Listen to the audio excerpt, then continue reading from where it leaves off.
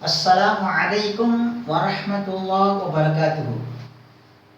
Peace and blessings of God upon all of you.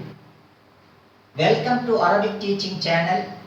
I am Dr. Ahmad Zafirullah Nadwi, Professor, Department of Arabic, Sadaqatullah College, Tirunelveli, Tamil Nadu, South India. My dear students, among the general classifications of the verb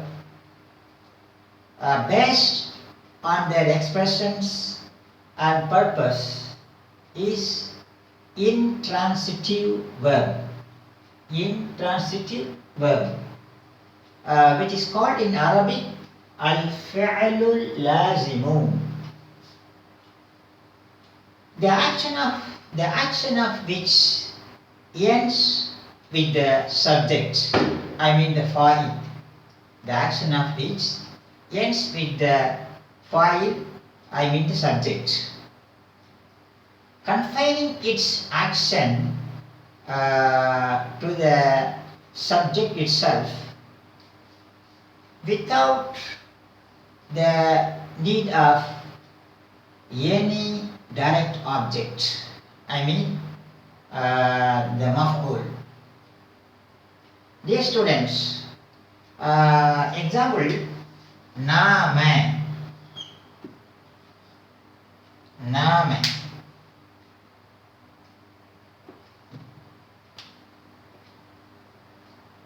Nama, which means he slept. He slept. Nama means he slept. As the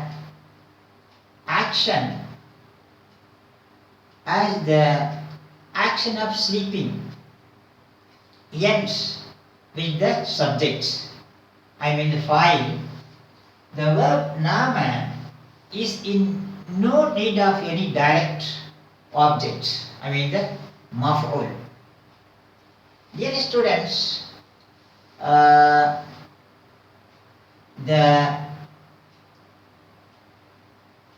patterns, and there are some common forms and patterns of intransitive verbs, I mean the al-fi'l lazim. There are some common patterns, forms of the intransitive verbs, al-fi'l lazim, like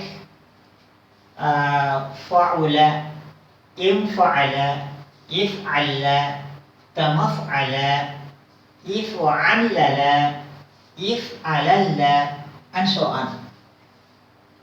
The example for the pattern fa'ula is sahula. Sahula is the verb, Arabic verb, which is intransitive verb, which means become easy. And the example for the pattern of if'alla is the Arabic word ibyalla, which means become white. Before it was black, now it become white. Dear students, among the general classifications of the verbs is transitive verb, which is called in Arabic al-fi'lul muta'addi. Al-fi'lul muta'addi. Al-fi'lul muta'addi, I mean the transitive verb, is a verb which does not confine its action with the subject, but the action of which passes on, transits on one or more objects, I mean the maf'ul. Example, katabal ustadu ad-darsa ala saburati, which means the teacher wrote the lesson on the blackboard. Kataba is the verb, transitive verb. Transitive verb. Ustad, teacher, subject. That's object. Al-Sabulti also object. The action of the writing action of the teacher passes on, transits on the object. The objects are darsa and al-saburt. The writing action of the teacher passes on the board. Therefore, the word kataba, which is the verb, is called transitive verb. Transitive verb. Dear students, the transitive verbs which take two or more objects are called in Arabic af'alul qulub. Af'alul qulub. Af'alul